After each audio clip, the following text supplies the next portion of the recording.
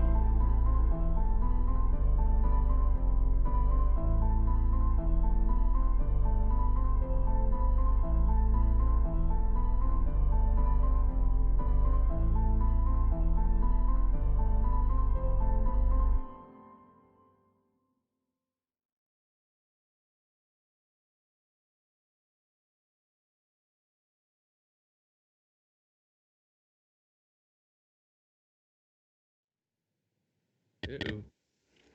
Oh boy. Hey. Ah, there we are. We are. It was on the wrong scene. So we are live. Welcome, welcome. I don't know if anyone's actually oh look, Hello? Yanti's here. Look at that. First viewer straight away. What's up, Yanti? Always. So we do have a couple of people missing, but we've decided to go ahead and go live anyway.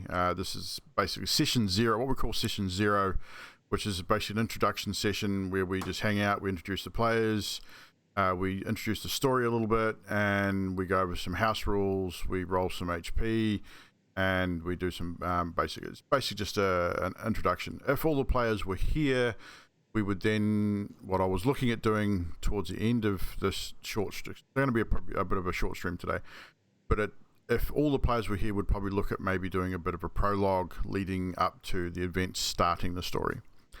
But unfortunately, Mr. Malice has had some IRL things happen and may not make it at all today, and for some reason, Mr. Twingats is just not picking up the phone. We're going to continue to try and call him throughout the session, but we will deal with our current players in the meantime.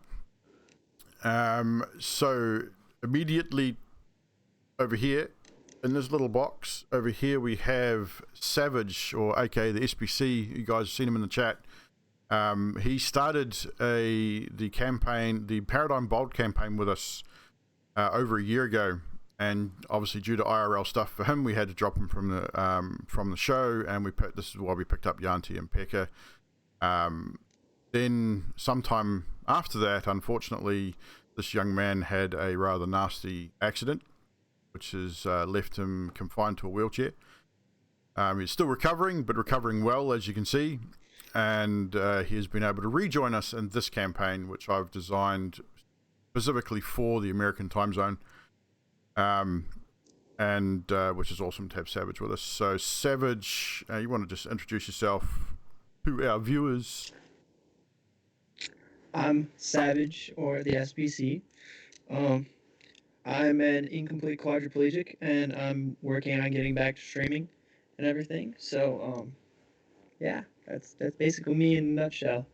I've played D&D in, well, Evil's campaign, and then I played in another campaign on Roll20, and then another one that was very lackluster, I guess you could say. So that basically sums up me and my D&D. Cool. Yanti, how's the audio? Like, you're hearing the other guys okay? Want to make sure we're getting all audio through. With that, so above Savage's head there, you can see his Twitter up there, so go check him out on Twitter. Also check him out here on Twitch. He will be streaming at some point, so definitely find him on the Twitch and check him out and hit him a follow and all that good stuff. Next down the line there, we have Mr. Deathvale, another content creator both here on Mixer and on here on Twitch and on Mixer. Mixer partner. A guy I met, probably 2 or 3 years ago now, while streaming on Mixer myself before returning to Twitch, and total D&D newbie. But Mr. Deathvale, would you like to tell the viewers a little bit about yourself, sir? I yell on the microphone and I play guitar. Sweet, simple, to the point. Follow Evldoa, follow SBC, and follow me on Mixer, and subscribe to my YouTube. I do React videos, I do guitar streams, I do fucking everything that I can do for money. But definitely go check out Deathvale on Mixer. Chuck him a follow here on Twitch as well. I don't know if he still does the occasional stream over here. But you're in there. As I said before, Mixer partner, go hit him up with a follow, hit him up with a sub if you can. Subscribe to his YouTube. The reaction videos are awesome. I'm subbed to him. Love watching the videos and the reactions from both Deathvale and Deathvale's mum. Awesome. So definitely go check him out over there. Deathvale, as I said, is a newbie noob. Never played D&D before. I'm very new, always been interested, but never had the time. So and now I have the managed time. to drag him into our world over here. So we're going to try and call Twin Gats again while we're doing this. Sub hype! We've got a new sub, or resub, SBC, 5-month resub, thank you very much. 1, 2, 3. Yeah, 3, 4, 5, 7, 12. It was a 3-month streak, so. Awesome. So 5-month resub, 3-month streak. Thank you very much. Appreciate that. So, just to get into the rest of it, we do have Mr. Malice joining us. Hopefully, like I said, he's had a bit of IRL stuff go down, so hopefully he can join us later on today or for next week's actual start of the show. If not, I do have a replacement character that we will them if needs be. But Mr. Malice is here on Twitch as well. His Twitter handle is above his cam box, you can see there. He is a former Mixer streamer, now Twitch streamer, does a lot of artwork and gaming in that as well. Does a talk show called The Roaming Self here on Twitch. And that's available on podcast and everything as well, so definitely make sure you check him out. And then we have, of course, Twin Gats Gaming, who we've been trying to call for the last hour and is not picking up the phone, so hopefully he's okay. I haven't seen him on Twitch or anything either, so hopefully he's okay and it's just technological difficulties. What the fuck is going on with your camera? He did say he was going to get some alcohol, so I hope he didn't unrecord That's it. what I was thinking, holy shit. But Twin Gats is here on Twitch as well. Does a lot of GTA roleplay. He's been playing a lot of Valorant lately, so again, his Twitter's there as well. So what we're going to do for you guys to get started is we're going to roll your HP, start off with, since the other guys aren't here. So Mr. Savage. Yeah. If we do yours first, Is mine a D10? I think I so. will tell you in one moment. Because if you roll it, yes, it is a D10. So if you roll it, I'll add it. Okay. So roll a D10 for me, sir. Tell me what you get. Reroll ones. It was a 4. It was a 4. So your maximum hit points, my friend, is 4 to start off with. Rip. That is, you don't have any constitutions, so your maximum hit points. What the hell's going on? Your maximum hit points are 4. You're gonna. Yep, definitely gonna use my bow. You're gonna be squishy as hell. For now. Jeez. What the hell is going on? You might have to do it. It's not letting me do it. Okay. Yeah, so go into manage levels. Oh. And then manage HP. Because it's not letting me apply it for some reason. Normally I can. So It's okay. you can do it. I can type with numbers. I can. Or if it's just numbers, I can do that. Oh no! It changed. Okay, I needed. Not changed for me. So.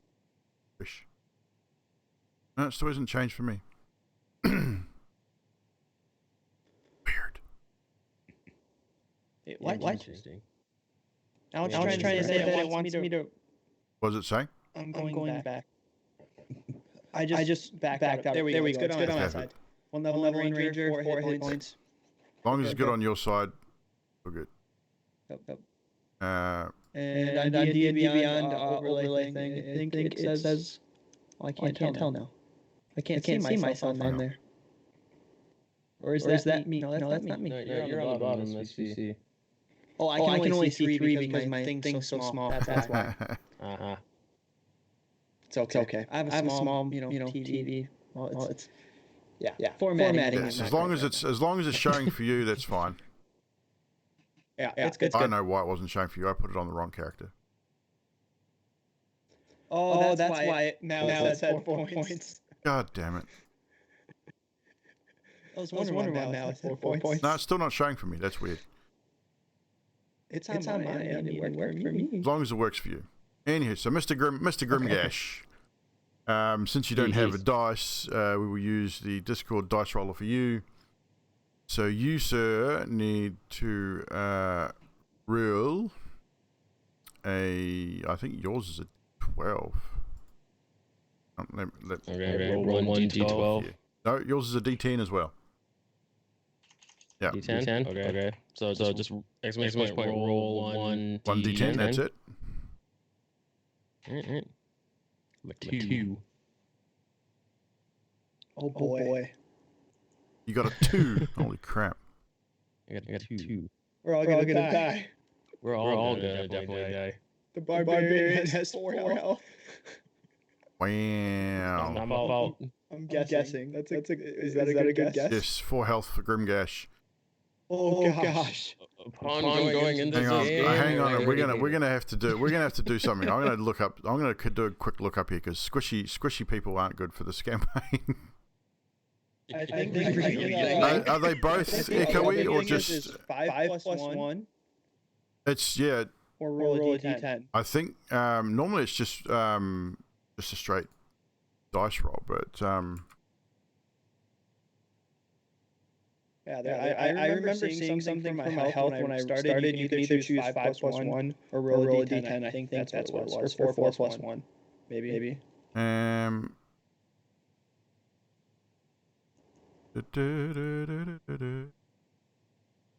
Yeah, I think. Well, either way, you guys are gonna have low HP anyway. I mean, 5 is better than 4. I think a barbarian. Think their start would be better than what I would have. Like their normal. Yeah, I think we're gonna leave it. We're gonna go with squishy characters to begin with because that's just how it is. Okay. It's just that's fine. I mean, you're level 1. I mean, level 1s are pretty squishy. I mean, I have decent armor class, so. Yeah, I mean, you've got pretty good. You've got pretty good armor, so. Since we're all squishy, I'm just going to go out of my way to fucking derail our DM right now. Awesome. Thanks. Love you, motherfucker. So that we can level. Wait, do I have an echo? It'll probably hang on. Pika has it too now. I tell you what. Try this. Say something again. Something A B C D E F G What's H I J K L M N O P. Is that better, guys? Yeah, I know what it was. Okay. Done. Well, maybe it was me. No, it wasn't you. It's my fault. I'm sorry. No, it was my fault. It was my fault, and I fixed it. Thank you. This is gonna be so much easier when I have my stream deck because I can have it programmed, so I can just be like, I can open a D&D thing and have it open all of this thing from buttons. Oh, it'd be awesome. Yeah, it just took a little while for it to come through. So, Karis has 4 hit points because his dexterity was really high for a warlock. So, Twin Gates is still not picking up, guys. I don't know what the hell's going on there. Oh boy, Twin, what did you do? I don't know what he's done to himself. Whether he forgot completely, I don't know. Let's just pick out something here, just because normally he's live about this time anyway. Yeah, no, well, normally he's alive I think it's like an hour ago he starts normally. Yeah, so he's definitely he's not live, so he's not forgotten and gone live himself. It's weird. And like he said he might be picking up alcohol. That's what's bugging me. Like, did he start early?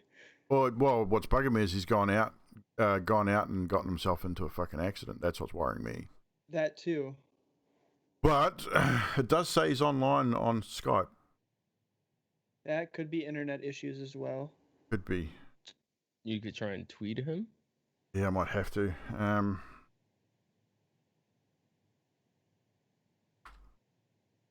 Right, guys, give me a couple of minutes. I'm just going to see if I can tweet Mr. Twin Gats. Or he's searching for his dice. We could just talk to the stream. Strum. We can talk to the Strum. Yep. Yes. Oh, good. So, Death, thank you for playing me some 5-finger Death Punch the other day. Well, last week. You're very welcome. I think. You're welcome. That was awesome. So I've tweeted Adam anyway. And we'll see what happens. Hopefully nothing too bad. But we can keep chatting tonight. Like I said, tonight was more about just going over some stuff anyway for the campaign. So as far as house rules are concerned, we're running a module. So the module rules are the module rules. That's pretty much just how it is. Right. What we will also... Holy crap, my fucking thing's done it. Go to grid view, motherfucker. How'd you... There we go.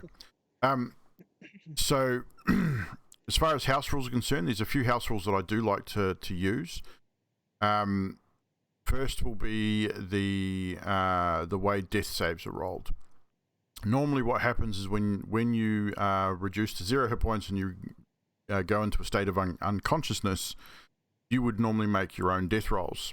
And you get, you roll a d20, and whether you succeed or fail, you get 3 successes or 3 failures. If you fail 3 times, your character dies. If you succeed 3 times, then you become stable. A natural 20 is an automatic stabilization, and a natural 1 is automatic 2 fails. That will remain in place, but you guys won't be rolling your death saves. I will be rolling your death saves for you and recording them on my end, and won't be telling you guys. So therefore, you have no way of knowing whether your ally is close to death or not. So it just makes that kind of situation just that much more intense, especially during a combat. Lovely. Also, too, when you do reduce to unconsciousness, when you recover from that state, or if you do die and are resurrected by a cleric, which can happen, you will regain consciousness with 1 level of exhaustion. Now, what that means is essentially, one level of exhaustion gives you, when I will find it here, level 1 exhaustion essentially gives you disadvantage on ability checks for a time. To remove that level of exhaustion, you need to be cured with a lesser restoration or a greater restoration spell, or you must take a long rest. I'm not going to do to you what I've done to my current players and have a full 24 hours, because being a module, it's a little bit different. So, but you'll still take that exhaustion, and you have to literally go and rest for a full 8 hours before that level of exhaustion is removed. There are 6 levels of exhaustion. Yes. With my character, would it only be 4 hours of meditation? Yeah, essentially, as long as it's a long rest. Okay, I just want to make sure. It'd be whatever your character constitutes a long rest. For you, for being a half elf, it would be that 4-hour meditation period. So I'm a full elf. Did we make you a full elf? Oh, we did too. I'm a drow. That's right. Oh, you're one of those elves. Oh, jeez. Yes. Oh, no. You're one of those elves that can see forever in the dark. Yes. So there's 6 levels of exhaustion. If you do not remove the level of exhaustion you gain and just leave it there, which you can do, and you suffer unconsciousness again, or you do anything that would cause more exhaustion, you go up the levels. Level 6 exhaustion is death, so be aware of that. Yeah. Yep. As far as everything else is concerned, that's pretty much it for house rules. The only other house rule I'm going to add in, purely because you have no healer, is healing potions do maximum. Don't have to roll for them. They'll do a maximum heal every time. So a small healing potion will do 10 hit points of healing automatically, or up to your maximum heals, and the greater will do its maximum as well. Can I just say, this is gonna suck so much. You have a fucking healer. You have a healer. Yeah. This is your group makeup, right? So you have Dastak, which is Savage's character, which is the ranger. They do get spells, and they do get some heals, but they're not a dedicated healer. You have Grimgash, your half-orc fighter. You then have Karis, who is your elven warlock. They can get a heal as well, but again, it's not dedicated heals. And then you got Yas, who is an Aarakocra barbarian. So you don't have a dedicated cleric or paladin. You can multi-class. So what multi-classing is, literally you go, every time you go to level, every time you get a level, like when, because we'll be doing leveling by milestone, not by XP. Every time I say to you, hey, you guys have just completed a milestone, you now can level up to your next level. You can choose to continue in the class that you have. So death for you, that would mean you could continue down the line of fighter. Or you can say, I want to do something different. So I want to be a fighter / paladin. And what that means is you would then be level 1 fighter, level 1 paladin. And then when you next level up, you can choose which one you want to level up. So you want to keep leveling in fighter, or you want to keep leveling in paladin. So you can multi-class. Oh, okay. Which is cool. I mean, we've done it in my campaign. We've got a rogue fighter. We've got a warlock that's multi-classed into 3 classes. Got a bard priest, bard cleric warlock, triple multi-class. We've got my warlock in my campaign was warlock druid. It was a real fucking both ends of the scale kind of character. But multi-classing is a thing. Okay, cool. If you do want to multi-class when you do level up, hit me up. We'll go through it, and I can explain the finer details of it.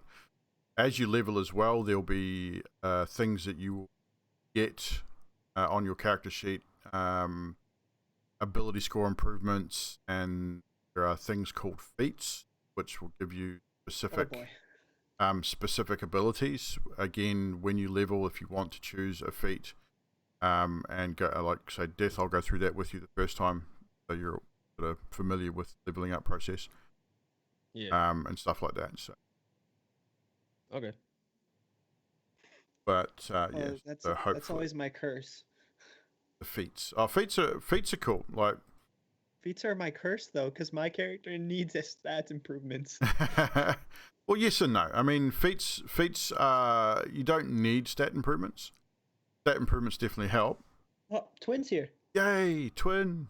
Yeah, I had to deal with a bunch of stuff. Dude. I've kind of figured there was something going on, dude. So yeah, so like I have new landlords in Oh, no. Boston in my complex. So they literally knocked on my door at like 6:30. So I'm like, Oh, as I was getting ready. all good, right? It's all good, dude. We've Wow. been sorting shit in the meantime. Malice is not here either, so he's had some stuff happen as well. Yep. So It's just, like the worst time, dude. That's my luck. yeah, all good, man. Get your cam on when you can. We will add your video to overlay. Oh yeah. And we'll introduce you to the chat. Go. And like I say, Malice said that he may not make it tonight. He had an appointment he had to go to at like 4:00 his time. So he may still be there. Hopefully he gets his shit sorted out. It was pretty serious. Oh. Yeah. But we've introduced the other guys already, and we've just gone through a few house rules, which we'll redo with you here, and we'll introduce you to the viewers when you get your cam on. GG. Yeah, I just sat down. I'm getting. No worries, dude. Life is life, man. Don't worry. Life is life, dude. I know the feeling it's of like- going, oh fuck, there's something happening that I need to be at. Yeah, it's kind of like alright, I'm shit. just over here eating chips. You can eat Yeah. chips all it's you rough. like, man. I have noodles, so I'm good. Nudes. Noodles. Ramen noodles. Send nudes. Of course, I'm surviving on ramen noodles. You see the microphone I got? Shit. I know. I Ramen think is I'd be surviving on ramen noodles if I had a microphone and set up like that. Holy shit! Especially in this fucking country, everything's like twice as Everything's expensive. Yeah. Yeah, true. Whatever you Fuck. pay for anything, just double it. Yeah, It's pretty crazy, much. dude. I mean, like the Go XLR. Yeah. What's the Go XLR Mini going for in the States at the Oh, moment? God. Like 500. Like $500. Yeah, Yeah. it's almost a We're grand. looking It's almost a grand for Holy it. shit. $800. Imagine paying $1,000 for a mixer. Oh, See, Yeah. I'm not gonna go Fuck buy that. a voice. That all you're paying for is the voice thing and like fun, like it looks good and all this. There's a lot I'm more getting to a it. little tiny audio interface. There's a lot more to it than that. works. There's a lot going on with it, though. I'm really The thinking. Go XLR is amazing interface, and Even there's the a lot mini- more. There's a lot more involved in it than just the voice changer and things like that. I mean, that's all cool, fun stuff. I'm really looking into getting the mini. The mini's a good one. That's the one I want. Yeah, the mini's a good I one. guess yeah, it has all the faders and stuff too. So Well, the thing is, the difference between the mini and the big one. The big one has all the auto faders, so you can set it and it auto does what it does. Yeah, right. it's got the all the mini- fancy voice yeah, changers. and it has all the stuff. voice changer and the effects and stuff, which is cool. But the mini doesn't have all the bells and whistles. It does the exact same thing as far as the interface side of it's concerned, but it just Yeah. doesn't do like it doesn't have the auto faders and it doesn't have the voice changer and the effects and stuff. But the interface itself is a really solid XLR interface, and it's And the preamp plug is and play. fucking amazing. and it's plug and play. That's the best thing about it. Yeah. Yeah. The Right. preamp in it. All right, the preamp in it is a Midas preamp, and that shit Oh, hell yeah. is high tier, like $900 preamp It's if crazy. you get it alone. And that thing can handle this microphone no problem without a cloud lifter. They still recommend getting a cloud lifter anyway, Yeah, just to but be you safe. don't. Yeah, you don't have to have it. It can handle a decent dynamic mic, but getting now a you cloud guys lifter. are like, you're talking gibberish to me. Sorry. Basically, All I the know. microphone I have, I need to have a special thing that hooks up to my interface to make it work. Is it for your ghost power or phantom power? Well, this doesn't need to take phantom power, Okay. but I didn't know if that's what it was. but with this device that connects this to my interface to make it to make it operable, you need phantom power for it. Okay. But See, I might be using my dad's new, not his new, his old mic. 90% of XLR XLR. microphones, like dynamic XLR microphones, need phantom power to operate. Yeah. And then what the cloud lifter does is it's like a gain. It's a clean gain booster. It's a clean gain booster, yeah. Oh, cool. Because a lot of dynamic mics don't have gains built into the microphone because that's not what they're designed for. Like it's not like a Blue Yeti or something like that has all that stuff built into the mic itself. The microphone is strictly microphone, and it needs all the extra stuff to make it work properly. Basically, yeah. Gung ho with the host. Thank you very much. Oh, geez, that was scary. Our cam's just derped. Shit, it looks good to me. No, like for a split second, we like went derp, and then we came back. Oh, it's my cam. Cool. I'm trying to get my cam to work with both OBS. You will need to use either Snapchat or XSplit's video splitter. Your cam will only go to one source. Oh, I didn't know that. We should have set that up ahead of time. Damn it. Yeah. So the I'm using Snap Camera to feed the camera to both sources. Snap Camera? Oh no. I got some setup to do. Yeah. So but yeah. Did not know that. Yeah, I didn't know it either. It was Malice that helped me set it up. It was like, oh, I didn't realize that. But XSplit has as the XSplit video thing, not the actual XSplit that you use to like OBS. The XSplit has a separate program which is for splitting video, basically. Okay. But Snap Camera does the exact same thing. Essentially, you install Snap Camera, Do I have to restart OBS? Probably, yeah. Fuck. Or say screw it and just screen capture it, display capture. But you can display cap. Well, but that's gung ho with a sub. That you'll be sacrificing quality. Yeah. Right. But you get gung ho awesome with a effect. 3 month resub. Thank you very much. Appreciate it, buddy. I wish I could have this blur effect in OBS. You can. You can. Yeah, you can. Technically, you can. Technically, you can. They even sell like add-on. They're not sell them, but they're free. The add-on. It's like a whole tool pack. Or you do I like did not some know that. magic with it as well. Yep.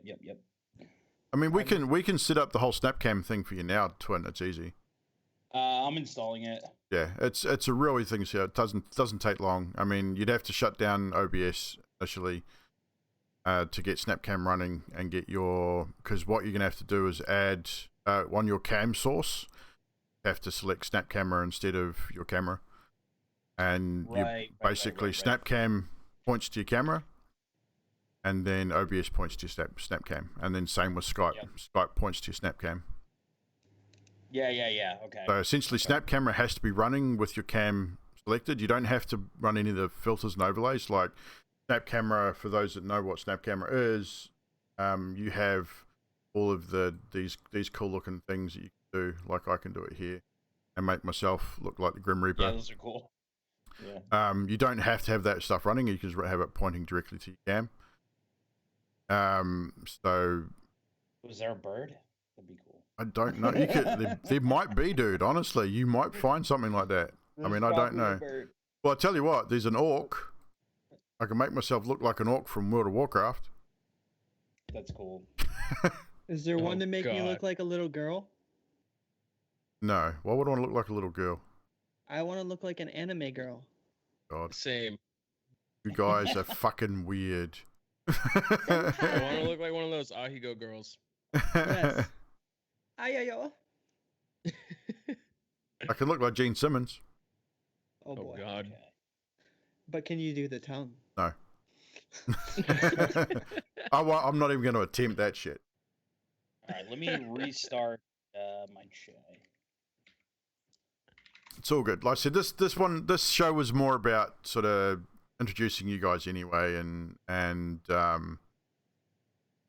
shooting the shit. So Yeah, that's No, fine. no trash. We're not all dead yet, but we're going to be the ranger and the barbarian get into a fight. That's try to all look like that's happening. Strahd. Yeah, I don't think they have a decent vampire one. I went through it and had a look at different I mean, ones, the and they only don't. thing that I saw with the red eyes would be the only thing. I can do red eyes. That's easy. Because I wear glasses, it doesn't really up too well. Yeah, I know. Oh, it does. Yeah, There you go. the downfall of being partially blind. Yeah, See, I don't. You know, I can you do know what's that. really sad? But I just can't. I just can't read my fucking your guys' character sheets. Yeah. Oh, true. Yeah, this is interesting. It won't let me use my green screen. You can optimize for yeah. green screen. That's not good. If you go into the settings, there is optimized for green screen in your settings. Yeah, but it doesn't actually take it out. Oh, doesn't it? That sucks. Oh, you'll Damn. have to re-chroma key it in OBS Oh my god. because it's a different source. It's not the same source, Oh yes, so it's gonna well come yeah, up as different. it'll come up as a different source. Yeah, so you'll have But to it won't come up as different in the Skype chat though. Yep. I turn my cam off real quick. Yep. Good. And it shouldn't come up in the Skype chat. Which one is going to be on stream? Skype. Yeah. You can blur out your background in Skype though. Yeah. I mean, even if you're not using green screen, you can blur out the background. So. And Is technically, evil could, at some point, add a. I could add a chroma key. key. Yeah, I can add a chroma key to your source from my end. So Okay. then it cuts it out on stream for you. Deal. All right. So Yeah, Because because I got Snapcam up. yeah, because if you've got a green screen, yeah, I can chroma key your source, and it should take Cut out. It should cut your green screen. because I used to do that. Yeah. No doubt. Yeah, I know my auto sucks because I'm not bright enough. I mean, I could technically. I know what I can Hey, do. trash man. Hold on. Stop being a picky bitch. You know what I can. You know what I can do, guys. You look every time you look down and blurs you out completely. That's great. I love it. Does that work better? That's not bad. It's my phone flashlight. That's actually not too bad. You guys, Restart give Skype, I me think? 2 weeks. Give me 2 weeks. But you might have to since you've added the Snapcam. Maybe I don't know. Okay. All right. I'll rejoin the call. As long as your Snapcam is picking up on your video on your camera, then yeah, you might have to restart Skype. But yeah, my in 2 weeks, I'll have my setup being beautiful and I'll look purty. Look purty. I might even be adding some getting LED lights that I can control from my phone for on the back of the TV. So it like has like a light effect back there so it's not so boring and I just have like the house lights on right now. Yeah. Sorry, I'm messing with stuff right now. That's a good. Dude, I'm testing Okay, things. there we go. Hey, I got my stuff. What do you mean flowers in the hair? What? Trash. For some What are reason, you my talking about? Just because I'm an Reason elf I- doesn't mean I'm female. Sure.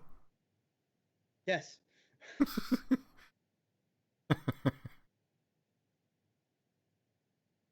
I think. Oh, there we go. Screw it. It's time to call out. All right. This will work. Interesting.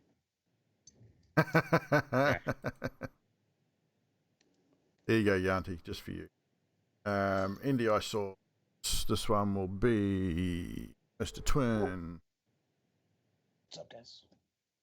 Finally, got it happen.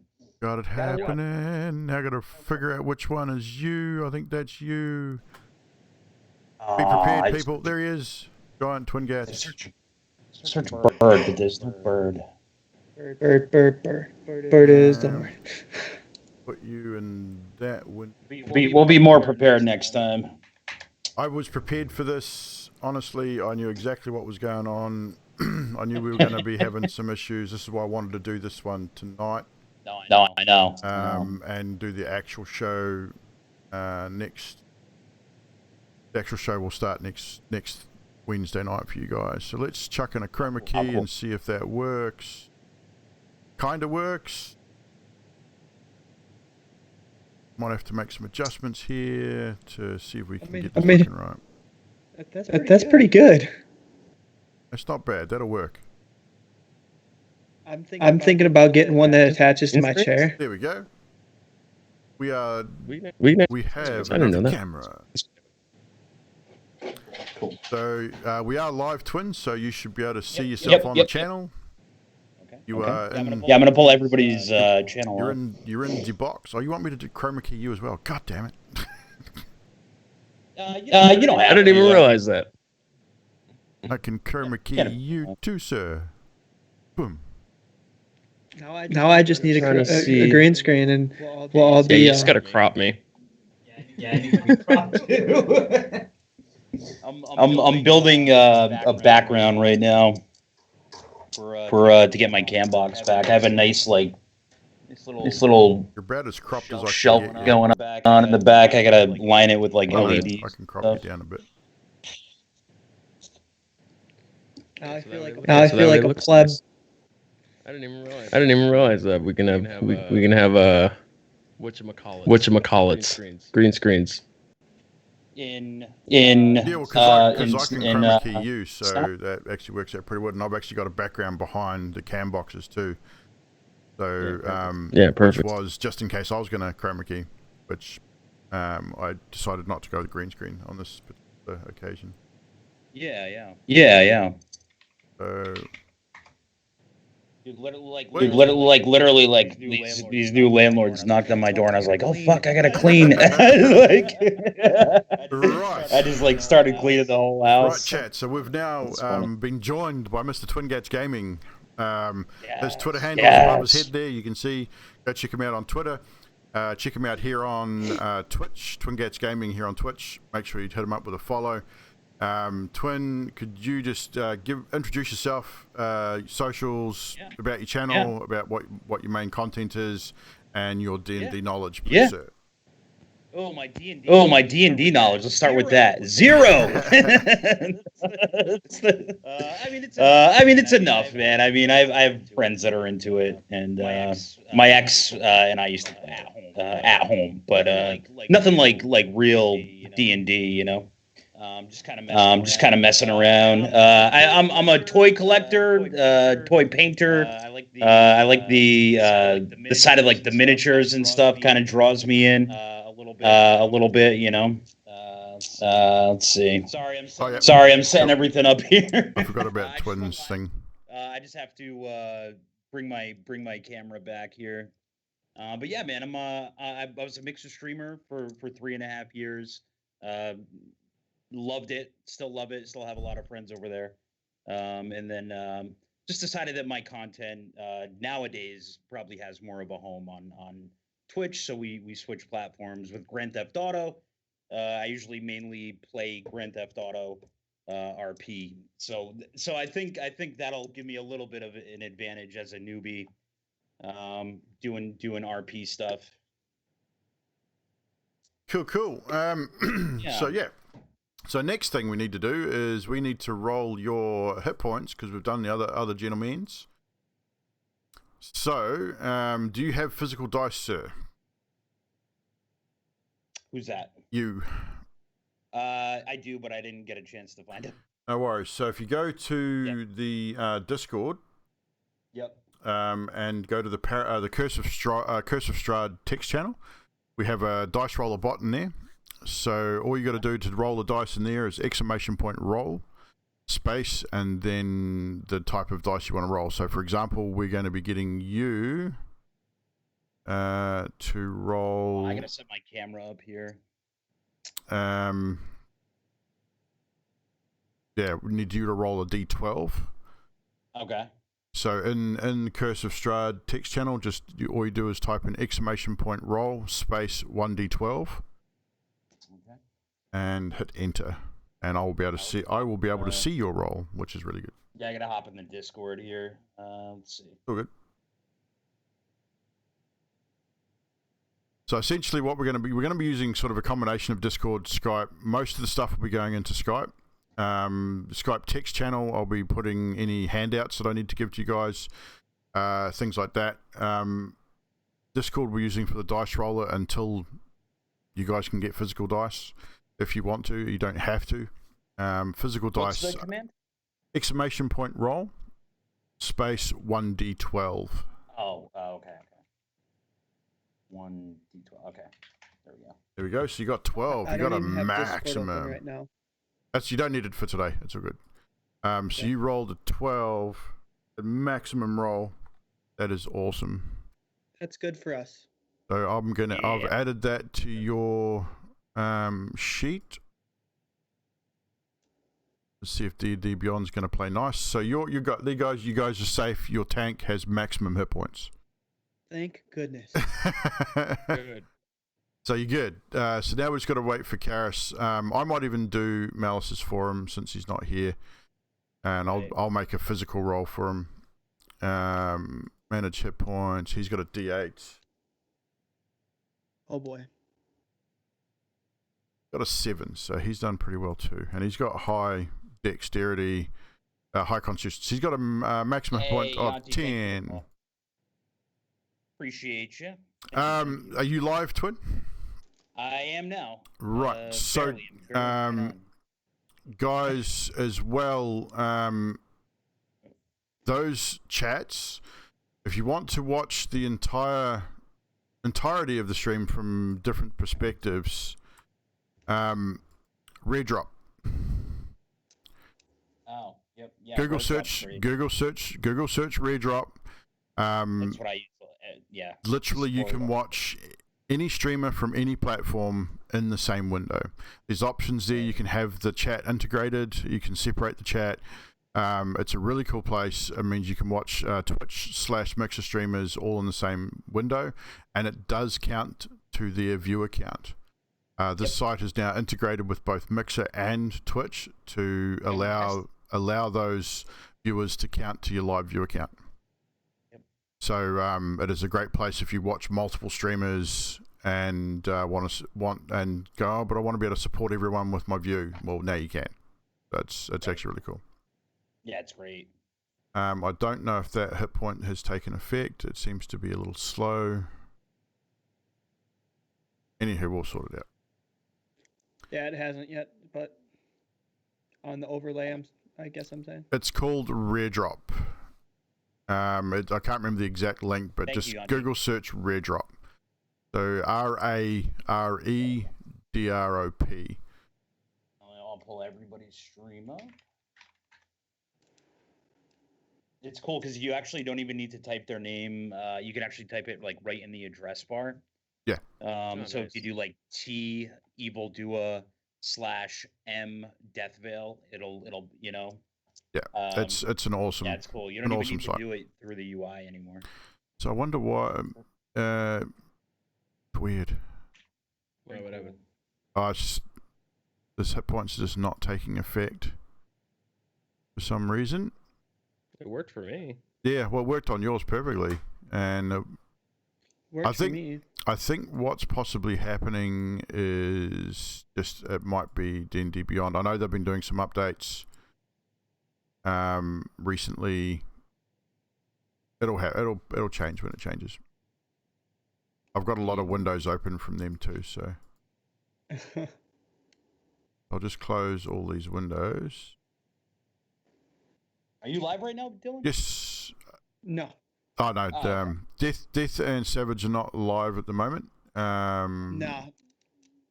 Just because I have to get all my stuff reset up. Yeah. I'm I had looking a into long more day stuff.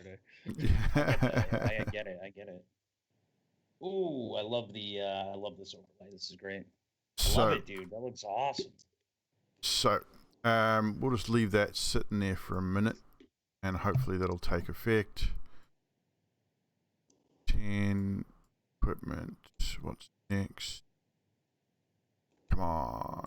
Nope, hasn't done it. I want to be a bird so bad. Anywho, I'll sort that out a bit later with Malice. So, like I said with the guys before, house rules as far as death saves are concerned, and we'll explain how the death saves work when we get there. You will not be rolling your own death saves. I will roll death saves and will not tell you how close to death you are, which will give a certain amount of urgency and intenseness to any kind of battle situation where someone becomes unconscious. Savage and Malice will know all about that anyway. I said we'll explain all that sort of stuff sort of as it happens. We'll go through and make some explanations during combat and stuff. You will gain a level of exhaustion when you do become unconscious. And again, when that happens, I'll explain what that means for you as a character, and then you need to remove that level of exhaustion. You need to rest for a full 8 hours, so a full long rest. Health potions do maximum. You don't need to roll for them. So any health potion you take will do the maximum amount of healing available for that particular potion. So I think a regular healing potion is normally 1d4 plus 2. Or 2d4 plus 2. So it's normally a possibility of 10. With this, it will make 10. It'll be we'll do it maximum because you guys don't have a dedicated healer. So it'll be, I've given you guys some starting equipment. If you check your character sheets, the martial characters, you'll see you guys have a +1 weapon to start off with. You also have in your inventory 5 small healing potions and 1 greater healing potion. That's what the equipment you will start your adventure with. We will roll for gold as well, for a starting gold. So what I'll get each of you to do is we'll do that now, and you guys can add these to your own character sheets if you're able. Savage, I'll add it to yours if you want me to. Everyone roll a d20, just a single d20. So for those using Discord, !roll space 1d20. Yep. 11. 11. So Savage, you will start with, you will add 110 gold. So whatever you get, times it by 10 and add that to your gold on your sheet. And I'll show. You can add that? Got 15. Okay, so you add 150 gold. So on your sheet, okay.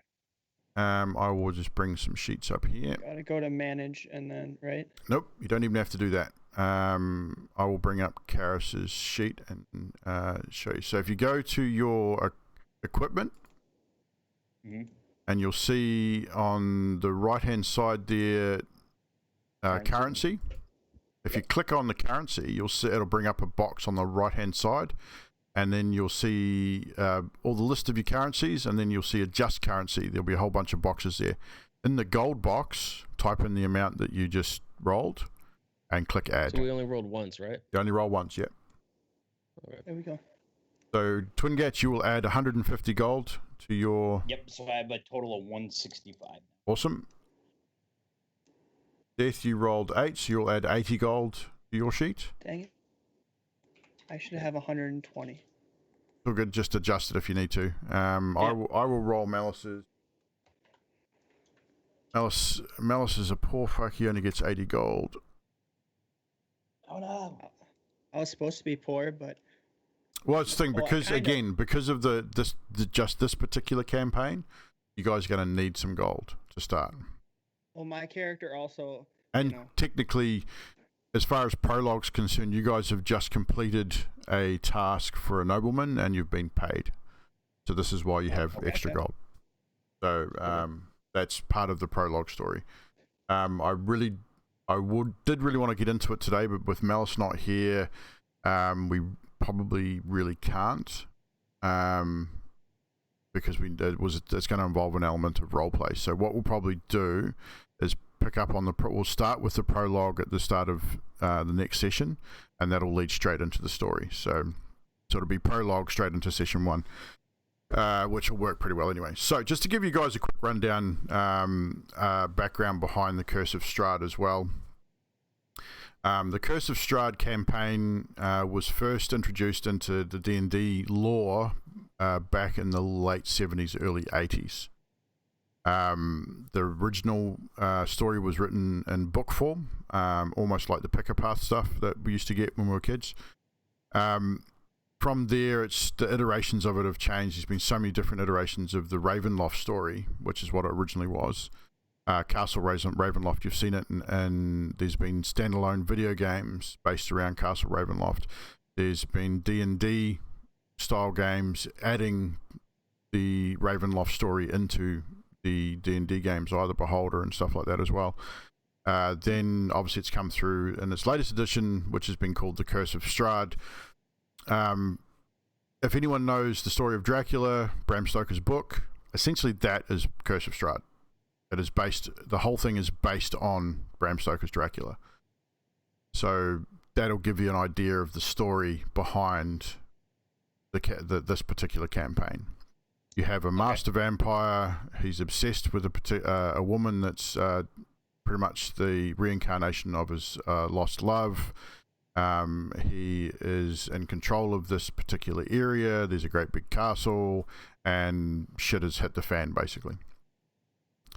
There are different parts of the story that you guys don't know that I'm not going to tell you because it's integral to the actual telling of the story, which you'll find out as you progress through the story. The campaign itself has an element of randomness to it, which is really cool. At the start of each campaign, the DM does what is called a Tarot card reading. Yes, it's basically a tarot card reading, but with a difference, which determines the location of specific things throughout the campaign, which I've done. I've written those things down, so I know now where those things are. And throughout the course of the campaign, you'll be given, your characters will be given and find information, which will give you that stuff as well, that information that I now already know. The story itself, you will get in the first campaign. Like I said, we'll give a bit of a prologue, and then we'll lead into the actual story of Curse of Strahd, which will give you more information about the actual story and what's happening. So at the moment, you're still kind of in the dark because we don't want to get too far ahead of ourselves. Thank you, Jaded. I can see in the dark. Yeah, not in this darkness. We have a special darkness. So essentially, the story is typical vampire story, which is awesome. Vampires, werewolves, undead things, and a mysterious area, which is really cool. Sounds creepy. Yep, I'm all for it. So, but what we can do, just while we're here, what we can do is we can do a little bit of a prologue for your characters, which we can then add malice into later on. Okay. So does this mean I'm like Vampire Slayer D? Possibly, maybe. You never know. I don't know how to shut these Snapcam filters off, dude. You turn them off. Generally, if you open your Snapcam, I got chickens on my face now. I'm trying to find a bird. Literally just click it again, it'll turn it off. Really? Yeah. Whatever filter you put on, if you click it again, you'll turn it off. Oh, I see what you mean. Yeah. So, what we will have is our adventurers yourselves have completed a service for another nameless nobleman. You've all basically become mercenaries. You are working for money, for coin, completing tasks as inane or as noble as whatever the coin is. You find yourselves setting up camp after completing this particular job. Was nothing special, nothing really to remember. You were escorted the nobleman's 2 daughters to his wife's estate in a neighbouring realm. Meaningless task, but it paid well. You now decide to set up camp next to a road. You're on the Sword Coast. You're on the side of the road. It's forest. It's early afternoon. There's nothing much to be overly descriptive about the area. It's just another area in another realm. It is a fine day. Birds are chirping. Little cloud in the sky, nothing too major. You set up your camp, you start a fire, and you all sit around the campfire. You've been thrown together through happenstance. You don't really know each other. You are merely acquainted, know each other's names. You've probably been together maybe a week. So you're not friends, but you don't dislike each other. So as we sort of move around our campfire and meet each one of our characters, one of your friends, one of your compatriots has decided to wander off and try and find some more wood and gather some bits and pieces for the evening meal. So he has wandered off and is not sitting with you, but we will just go around the campfire at the moment and meet our initial characters. So first we sort of come to a elven gentleman sitting next to the fire. He's not your typical elf. He's darker skinned than most elves. And Savage, would you like to introduce and describe your character, please? My character is Dastak Mistralath, and he is a drow. And they live in the Underdark, for anyone that doesn't know what a drow is. And they're not commonly found on the surface.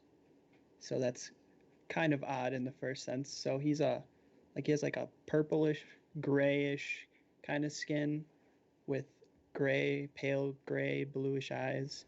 And then like white, gray hair. So he's pretty monochrome. And he has a dark cloak type deal. Yeah, so during the day you'll find that Dastak quite often will have his hood up and shielding himself from the sun. He is not happy about being in direct sunlight, so he will be keeping himself covered at most times. But yes, so he is commonly known as a dark elf or drow for those that don't know the lore. They, like Savage says, they live in the Underdark. They're generally inherently evil, but there are some good drow out there that do surface from time to time, and Dastak seems to be one of those. As we move around our campfire, we then come across a large greenish humanoid sitting, preparing to sharpen his large axe. And Deathvale, would you like to describe your character and introduce him, please? Well, I'm Grimgash. I was a soldier, and now I'm doing stuff for coin. And I don't know who these guys are, but I got paid. That's Grimgash. Grimgash is a half orc.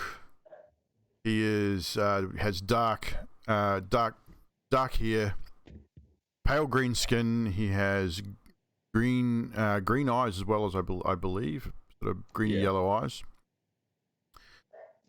He is very muscular. He's very burly. He definitely is less talkative than most people. He is a man of action, but he carries with him a large axe, and it looks very, very sharp, and it looks like he definitely knows how to use it. We then follow, the camera pans around once again, and the glow of sort of now leading into the sort of late afternoonish, and the sky, the shadows are drawing a bit longer now, and the sky's changing color. We now find ourselves looking into the face of a rather strange character, a race that we don't often see in the Sword Coast. We find ourselves staring into the face of Twin Gats, describe your character and introduce yourself, please. I'm Yas, the Arakoka barbarian. I am a bird folk. Had 2 parents and grew up in a modest family, and eventually was kicked out on the street, became a thief. But I use my thievery for good, usually to help the less fortunate. And once in a while, I'll use it to feed and clothe myself. Moved around a lot as a kid. Lived in some rough neighborhoods. My main skill became apparent during a confrontation where I lost control, and it was as if something else was manipulating my body. That was the day I discovered my rage. Let's see. I have searing yellow eyes. My feathers are a mix of like reddish and brown. I'm 94 pounds, and I'm not that tall. I'm about 4'11", a little bit under 5 Yes. feet. So we see this little bird-like creature, very short, but stocky. For such like a Tweety bird? for such a short. I mean, you guys look at this guy, and for such he's humanoid. Like he's not fully bird. He stands on two feet. He stands on 2 legs. Got arms. His wings are folded back behind him. He's not wearing a lot of armor, but for a 4'11", 94-pound bird, you can see the muscular structure under the feathers. You can see that frame. You can see that he definitely looks like he can handle himself. Yes. He is definitely Bird. The strong bird. He definitely has that birdish sort of look about him. The head twitches every now and again, and the eyes blink a lot like birds do. And but you guys have seen in the even just the escort job that you just took that he has an element of martial skill. You did have to defend your caravan against a small band of bandits, and you all did your part. The ranger taking care of any archers quickly and swiftly from a distance. The barbarian surging out in front, absorbing damage and dual-wielding hand axes and a flurry of blows against the enemy. Grimgash the orc surging in with his great axe and cleaning up, while your warlock friend, who has wandered off to collect wood and food, cast his dark spells from a distance. And essentially, I will give you guys a description of the warlock, and we'll get Malice to re-describe his character a little bit later on. But your warlock friend, he describes himself. He's an elf as well. He wears a dark robes. His eyes take on a really red sort of glow from time to time. He's about 6'3". He's quite tall. He weighs about 145 to 150 pounds, so he's quite slender. But he has, in your travels, has told you that he is around 500 years old. He's been around for a long time. He has black hair with red streaks, very, very pale skin. And he has told you that he has developed these dark abilities. And you saw a little bit of that during the fight, where he cast a spell that sent out dark red and crimson shards of energy spiraling through the enemies and striking his intended target with intense force. And he's very intense in his look. He doesn't talk very much, but when he does speak, it's usually quite profound and somewhat weird at times. But you sort of, he's kind of hard to read. Like you look at him and you think, is he good? Is he evil? Not entirely sure. Seems good. Can't really tell. He's got a really hard to read a lot of the times. but he's wandered off to go collect some bits and pieces. And what we will do now is the camera will virtually pan backwards to show the camp and you guys sitting around talking, and that's where we'll leave the prologue. That is the introduction of our characters for this Curse of Strahd campaign. Next Wednesday night, for those of you in America, Thursday morning for those in the Oceanic region with me, we will start session 1, or campaign Curse of Strahd session 1, with the end of that prologue and the transition into the start of the game. Hopefully Malice will be able to join us for that. If not, like I said, we do have a backup character who I will introduce in the prologue if we need to. And just to let you guys know who that is, you guys know him as King Wes, or did know him as King Wes over on Mixer a long time ago. Now the Dark Ravine over here on Twitch. Wow, okay. He will come and join us as a backup. He will bring a certain an element of hilarity and immaturity to the game. I'm kind of kicking. I'm kind of kicking myself for offering him this opportunity, but he's been hounding me to play D&D for over a year now. So I kind of said, all right, well, sweet dude, what we can do is I'll give you this backup role. If Malice can't make it, we'll bring you in. So he is who he is. His character is pretty much his own personality. So I developed his character with him the other day, and it's going to be interesting. But his character is a cleric, so if he does come in, you'll have a healer. Oh god. Oh good. Him as a healer? Yeah. Exactly. Like a bard. I was tempted to make him let him go a bard. He didn't really look like he liked the bard idea. So, but it was pretty funny. Even creating the character, with him was funny. The guy's got an awesome sense of humor. Just a goon. Oh, he is, but it'll be awesome. Like, it'll be fun. Can't wait. Those of you that know Wes will understand what I'm talking about. So, I know Wes. Oh look, his hit points have taken effect. Sweet. Just D&D Beyond must be having some slight issues. So It's probably just slow.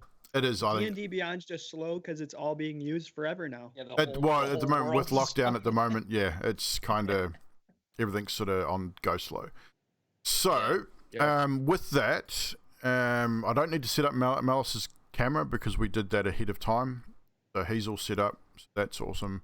Obviously, he is taking longer at his appointment than he expected. So hopefully that's all working out for him.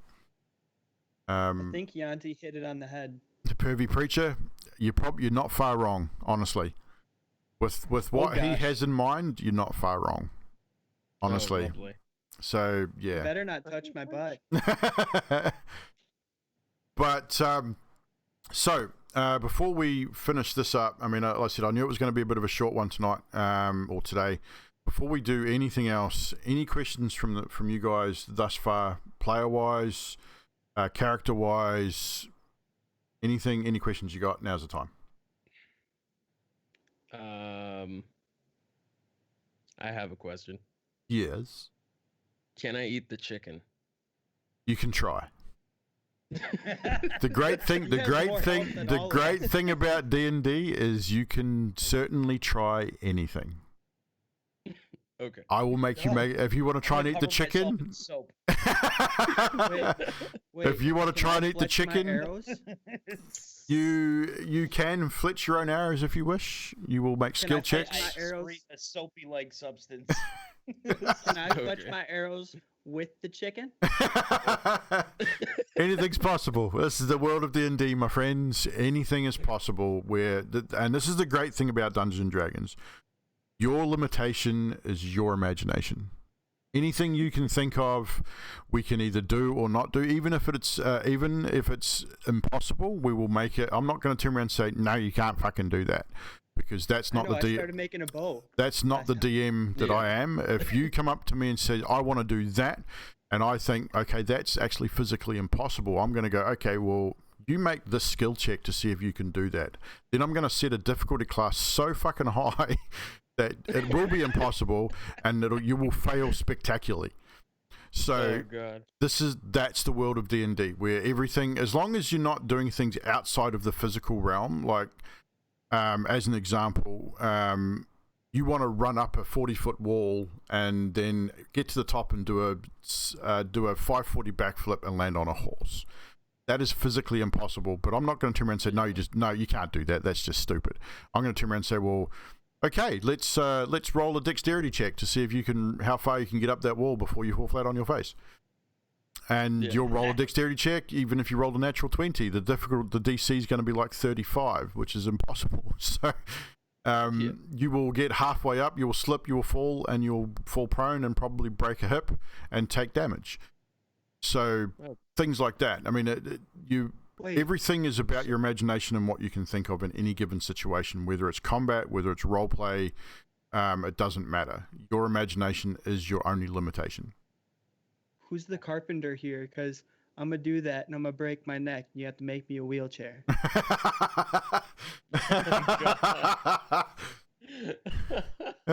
I'll shoot my bow.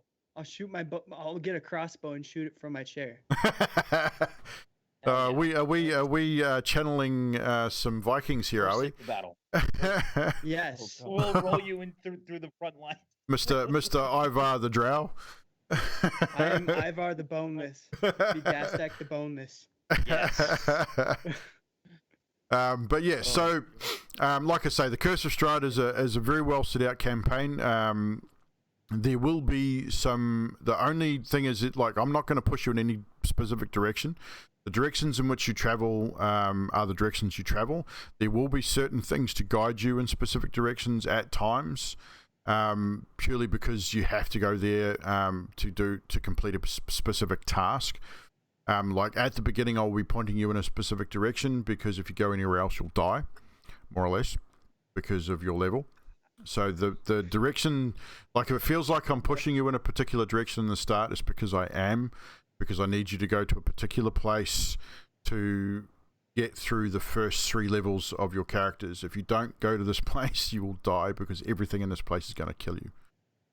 And our health is not ideal. And you're kind of squishy. So we're extremely squishy. Well, the messed up part is we have a really good tank, and then our spellcaster is beefy compared to us. Yeah. And well, the good thing is, like I said, the area that you're going to be pushed to in the beginning is designed to give you, especially new players, it's designed to give you a look into the role play of the game, and how investigation works, how perception works, how a lot of those skill checks work. The way that they've designed it is your first combat that you will come across, like your first actual proper combat, is designed not to kill you. It's designed to, again, show you how the combat situation works and how combat roles work. It's kind of like a tutorial. It's kind of like a tutorial, like your prologue in any game, any RPG game you play. You will get in this particular first area, you will get your first 3 levels. But when you finish this area, you'll be at level 3. It might take us 2 or 3 sessions to finish the area, so we're looking at potentially 9 hours worth of gameplay for this one area. But it'll give you, when you finish the area, you will get to level 3, or you will die. I mean, one of the two. People, I have 2 questions. Those are your choices. Yes, sir. I have a question about this campaign in general. Yes. What is the maximum level of this campaign? 10. Okay. I may extend it out to level 12, depending on situation. Like the campaign itself is designed for characters up to level 10, but we could take it. I mean, depending on where you guys are at and what you guys decide to do. And again, I can't really tell you what it is yet, because until you get into the story and understand what the story's about, the decision where you decide to go and any decision you make will determine how long the story goes for. There are 2 main outcomes to the story, or 3 main outcomes to the story. So depending on what happens and how things go, the story could end at level 5. yeah, we could all die. dependent. Well, that's it. I mean, if you all die, the story ends. I mean, that's one way. Right. That's one way of ending the story is the whole party gets killed. If we all make it through and level up, would we be able to use these characters in another campaign? The good thing about D&D is even if your characters die, you can restart these characters at level 1 in any campaign you want. Cool. Just because your character dies doesn't mean that character's dead forever. I mean, this is a great thing about That's why D&D. I still have my other character. This is why, Gillian, the character that Savage had in my campaign, still exists. Even though he's no longer in the campaign, the character still exists on D&D Beyond. Even if he had died, the character would still exist. You could then reset the stats. You can reset the stats and reuse the character. I think as a starter user on D&D Beyond, I think you can have up to 6 characters anyway. Yep. So you can roll 6 characters. I pay a sub, so I've got I'm subbed as a DM. I can have unlimited characters, which is cool because I create characters for campaigns as well, NPCs and stuff. Yes. Can you copy a character from one of your players? Yes. So you could technically, if I ended up having too many, you could literally copy and save characters for people. Yes. That's awesome. Yes, you can duplicate characters. Easy enough. Oh, okay. Yeah, Nice. so I could just keep, because my character technically is at my knowledge, and I'm It's still pretty alive close. in that campaign. Well, you are. Gillian is still alive, and technically he's actually still in the campaign. I've just deactivated him, so the character's still sitting in that campaign. Which we may. Go on it and And the thing is, I've spoken to you already about potentially a Gillian appearance. We've had an Aslan appearance. We've had Aslan come back and I've talked to do my a parents show. about that, and they said as long as one of them don't work the next day, I can do it. So. Yeah. I said, well, we'll work that out with you at some stage when it fits the story. We will definitely look at bringing you in for a cameo for sure. But yeah, Twin, do you have any questions, sir? No, when can we get started, man? I'm excited. I mean, I was really hoping to do full prologue and transition into story tonight, but I really don't want to do that without Malice here. No, I get it. But like I said, we've given a simple prologue. We'll go over that prologue again at the start of the next session to refresh it for you guys and to refresh it for any return viewers. I'm looking forward to this because I'm a D&D fanatic. I've become completely obsessed with Dungeons & Dragons since getting back into it. Most of you guys, especially my players that I have in my homebrew campaign, they've seen a lot of the miniatures I've been painting. I've got boxes. I mean, guys and I. That there, full of miniatures. We've been through this before. Fucking awesome. Jesus. I may be supplementing him too. And those are all hand painted, by the way. Nice. That's just one. I got four of these. That's cool. That is real cool. And there's more coming. As you can see behind me on the shelf there, some of the bigger ones. There's a bit of a look-see. Oh yeah. That is the King of Hell. I remember. Damn, you painted that? Cool. That's hand painted as well. That's so cool. That's cool. I have guitars. I got one of those too. I got my bass is hanging on the wall over there. Hey, you guys. If you have a look over here, oop, there it is. Oh yeah, there he is. You guys, my guitar what? is in the Guess wardrobe. what? So You guys don't have chairs that do this though. fucking show off. Oh, I can recline. So can I? Look, I can recline too. Yeah, but I don't have to push a button. I just pull a lever and I just go down and hey guys, guess what? I don't even have to lift my feet to move. Son of a bitch. Cool. Bastard. Yes, miniatures. We do have some miniatures for this game. I almost forgot. Thank you, Yanti. Did you repaint me? No. Okay. Yes, there are miniatures. They will be mass produced in about maybe 3 weeks. Selling them for $20 a pop. Right. So first up, right. I don't know how you're not going to be able to see these guys very well. But That's too bright. it's way too bright. I need to hang on. Oh, hang on. I might. Ones. Here we can go.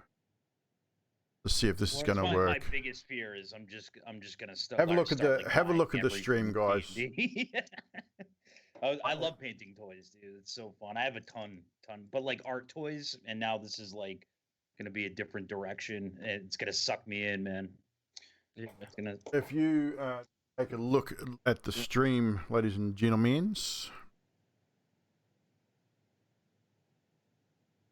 I'm already getting sucked in. That lock friend. Oh boy, Oh wow. Oh, nice. that's litty. That's cool. Can I yeet him off a cliff?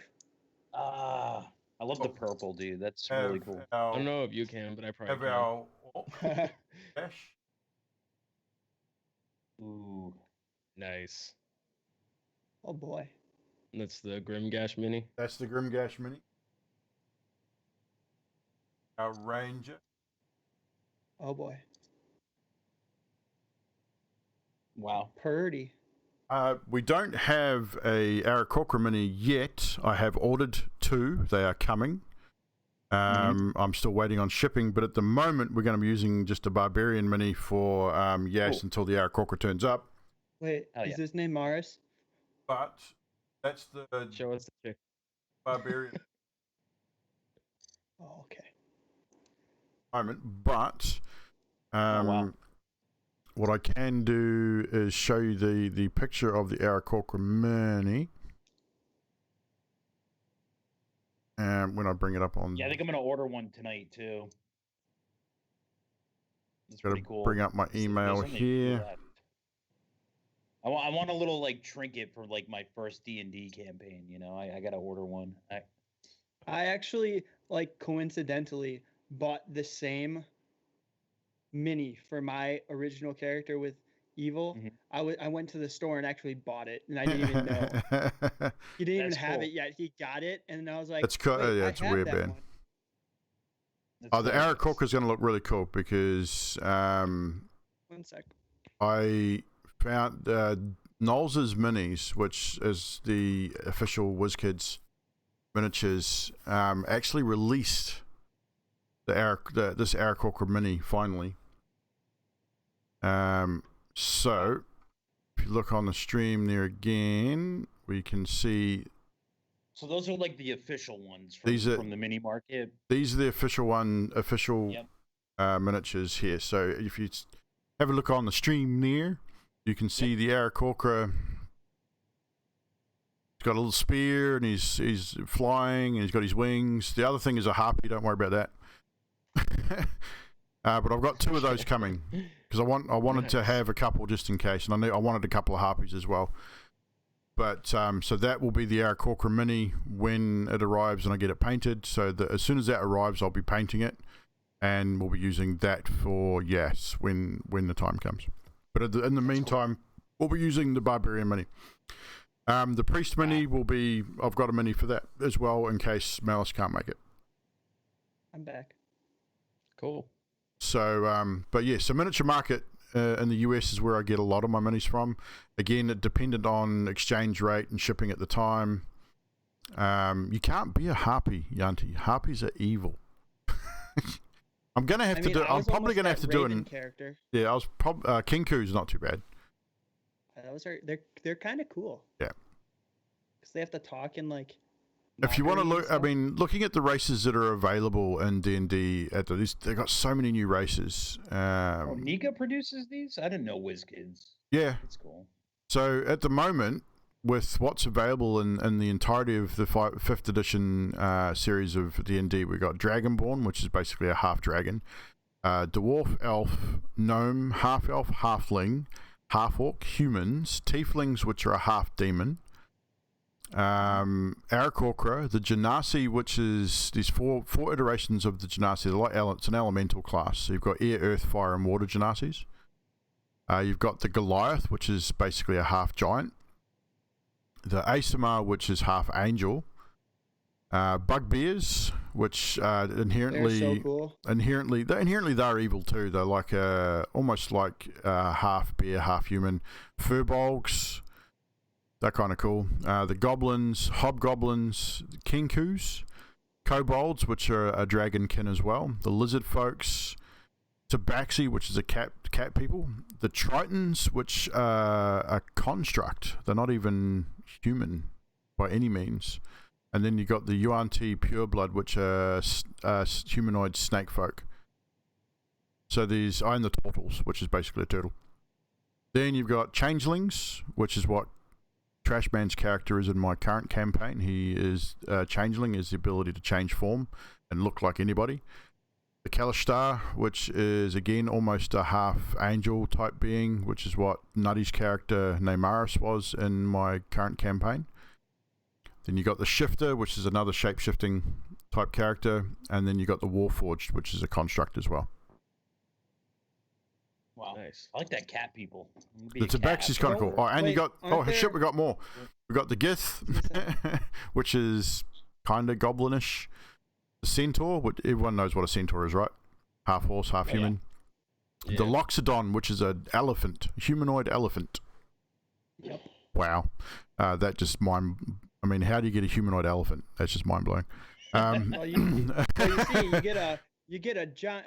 You get a mummy. Goliath. You get a mummy elephant and a daddy human.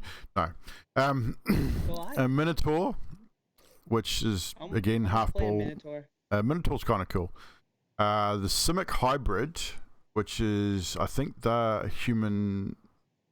humanoid elvish kind of thing. Then you got the Vidakan, which are blue-skinned, almost like a tiefling, almost, just not quite.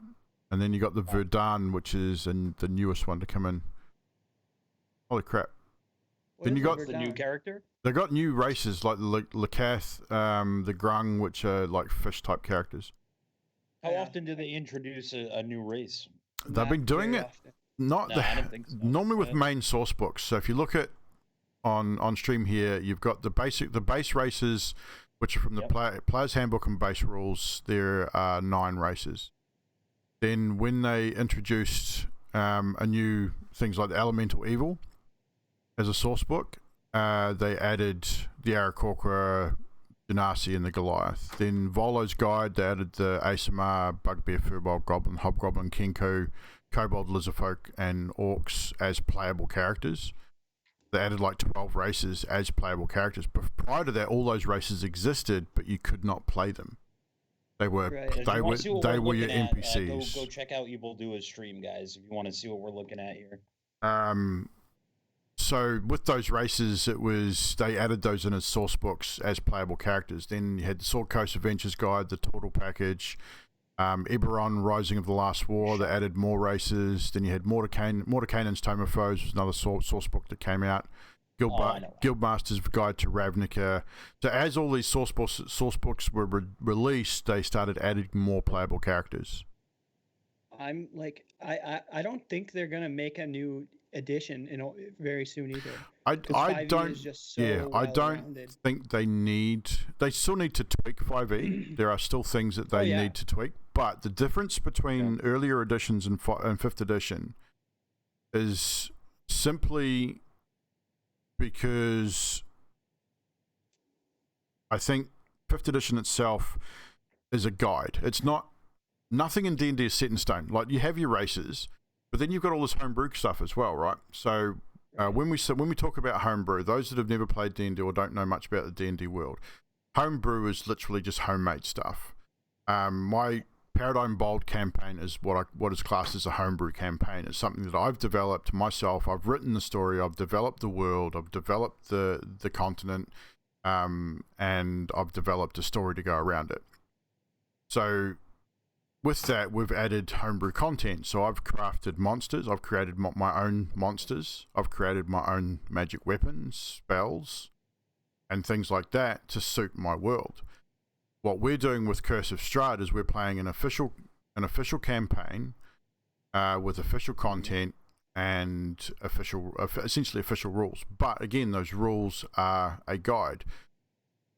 the creators of D&D have sort of reiterated and iterated right from day one that the rules, the basic rule book, is a guide for DMs and players. The player's handbook is a player's handbook guide. These things are not set in stone. Hence why we start session 0 and we go through some house rules. So we've all agreed that okay, we're gonna do. You guys are happy for the DM to roll death saves. That's how we're going to roll that rule. We're going to go with maximum amount allowable healing healing potions, which is a house rule.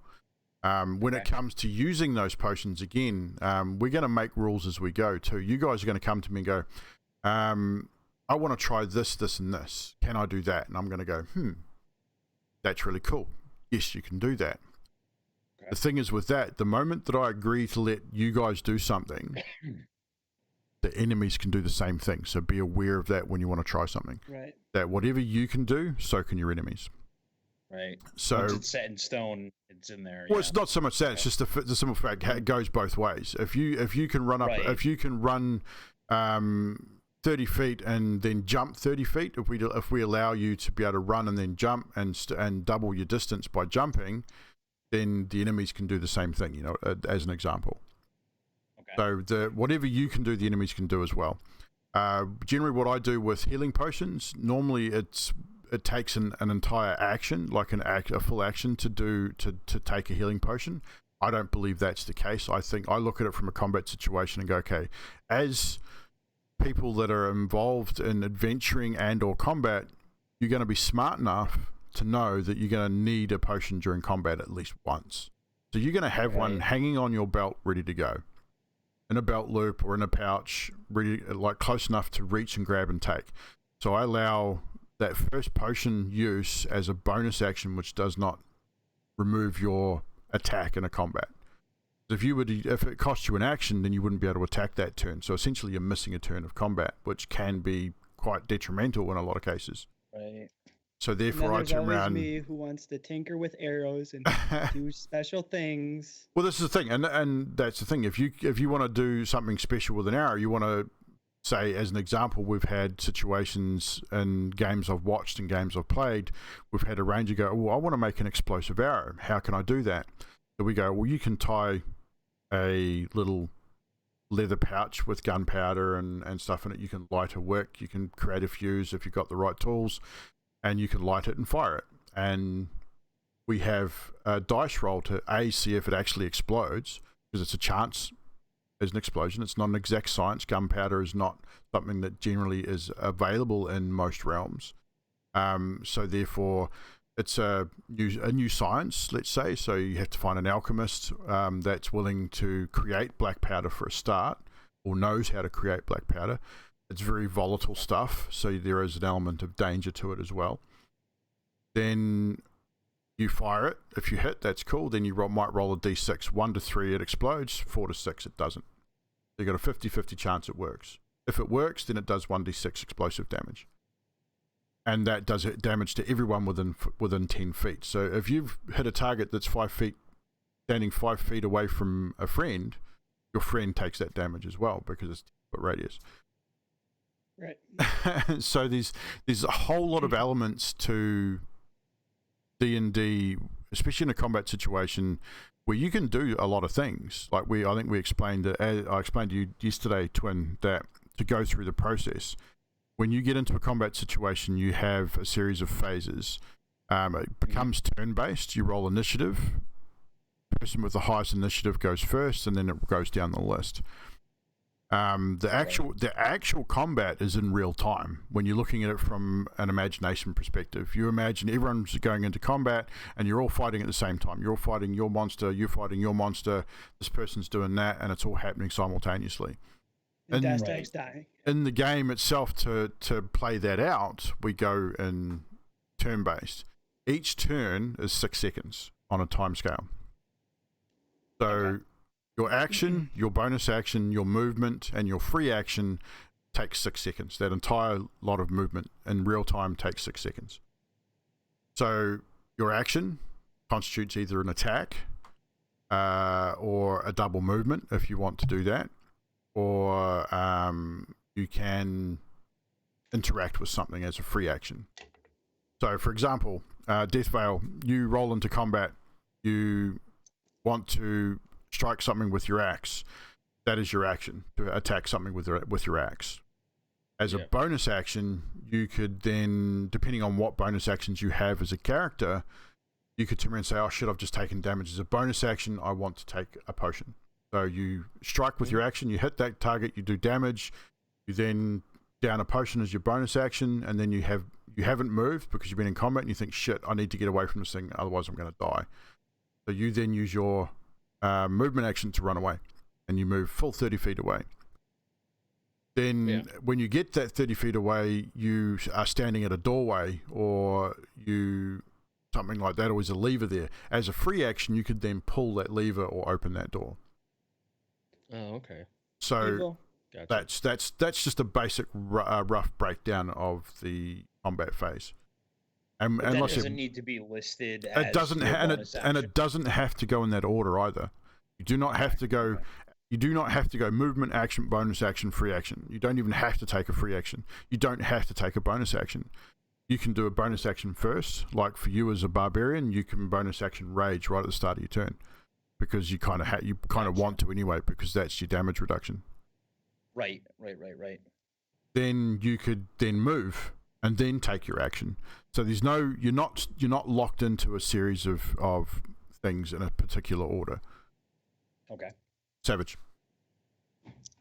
So I've never had this like happen, so I don't even know if it's possible, like how it goes. If you multi-class Yes. and you hit the 3rd level with another class, do you specialize in your second class? Yes. Okay, I didn't. It know works because I've never- exactly. It works exactly the same way. So it doesn't matter what class. Doesn't matter how many times you multi-class. When you reach those milestones within that class, you get the same things in each class. So you get ability checks, ability score improvements, feats, all that specializations in those classes. So like using Het as an example from my homebrew campaign, he's multi-classed into 3 classes. So what he's going to struggle with now is he's never going to get higher than sort of 6th level in any one class if he decides to evenly multi-class for that very reason. Right. Oh, wait. Give me 1 second, guys. We're gonna add a special person. Oh boy.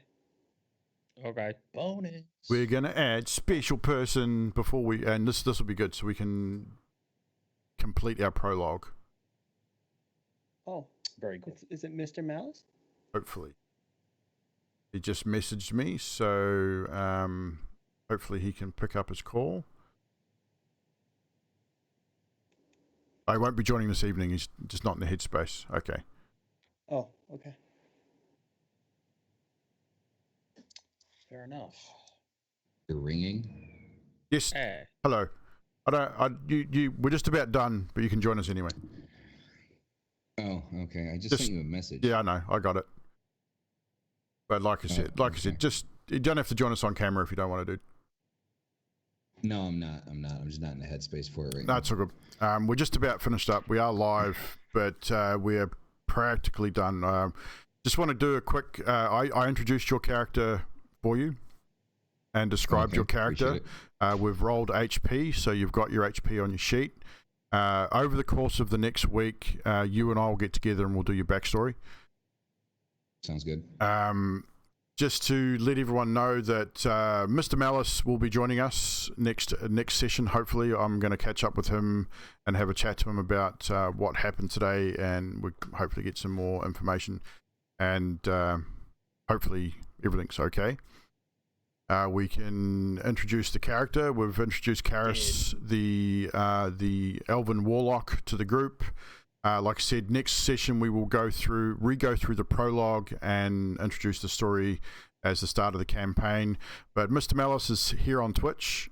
His Twitter handle is above his cam box there. Next week you'll see his face in there, just to let you know. So You will. So he will join us, and we will carry on with the show. But everything's been sorted, dude. We've been just going through some basic questions. You're an experienced player in D&D, so we don't need to explain a lot of stuff to you. Just that we have introduced a few homebrew rules. When it comes to death saves, I will be making all death saves for you. You won't be making them yourself. I will be recording them, and so it just gives an element of intenseness and mystery to that particular part of combat. Healing potions will do maximum heals. You won't have to roll for them.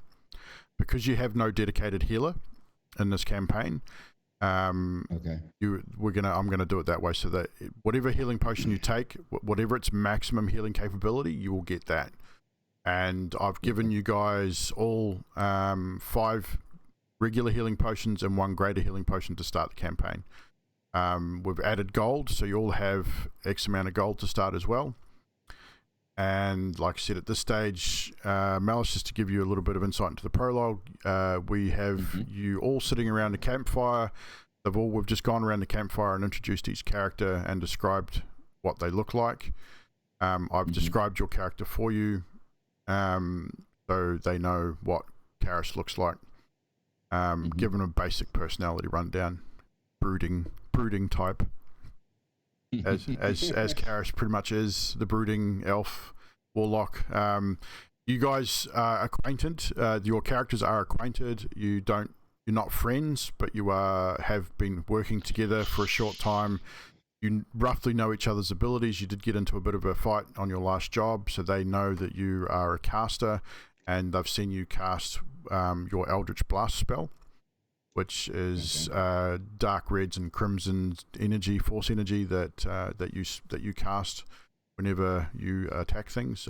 It's in your spell list. I added your spells for you as well. So check your spells if you want to change them. But I've added the ones that I thought you might want to take. Okay. So with that, I think we'll call it there. I think we've pretty much covered everything we needed to cover tonight.